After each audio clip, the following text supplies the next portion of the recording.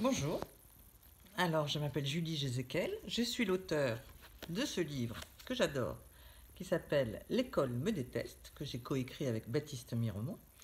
Et je vais essayer de répondre à vos questions qui n'existent pas puisque nous sommes malheureusement très loin les uns des autres.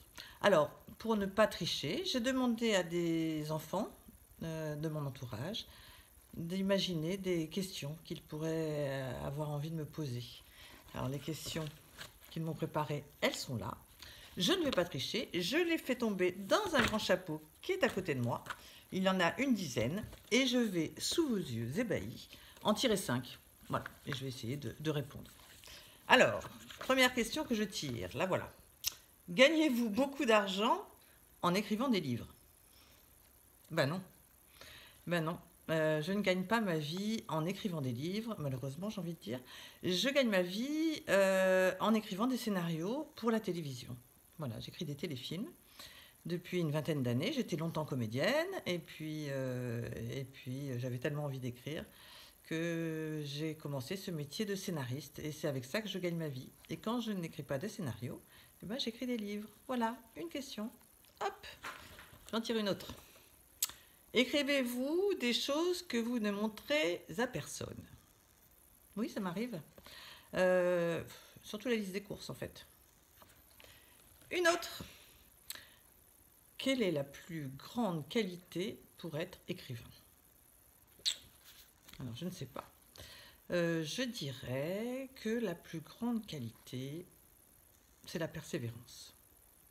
C'est de réussir chaque jour à se dire qu'on se met devant son ordinateur et qu'on écrit, et qu'on écrit, et qu'on écrit.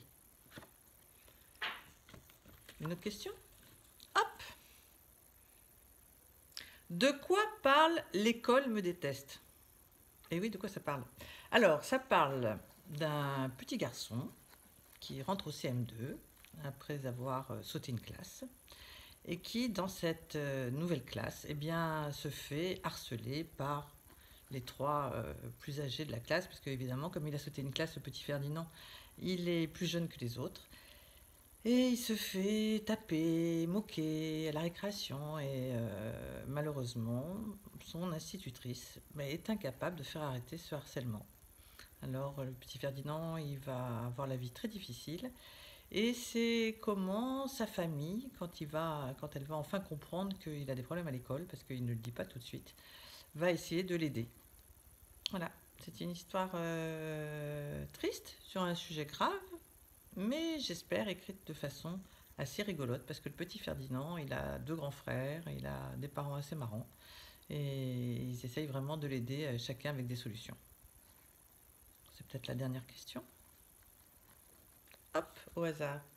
Vous est-il déjà arrivé de faire les rédactions de vos enfants? Oui, très souvent.